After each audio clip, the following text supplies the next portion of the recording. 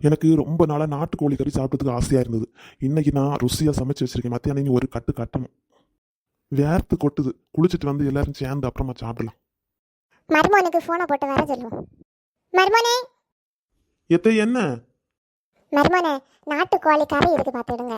என் முக நல்லா சாப்பிடுவான். வாளியில எடுத்து வச்சிருக்கேன். ஒன்று வந்து இதை வாங்கிட்டு போங்க.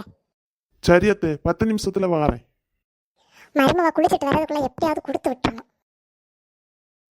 அண்ணா மருமன் வந்தாச்சு. என்ன மருமனே, குழம்பு நல்லா ருசியா இருக்கும். நீங்களும் சாப்பிடுங்க. என்ன? சரி அத்தை, வீட்டில் எல்லாரும் நல்லா இருக்காவளா? ஆமா மருமனே, எல்லாரும் நல்லா இருக்காவா?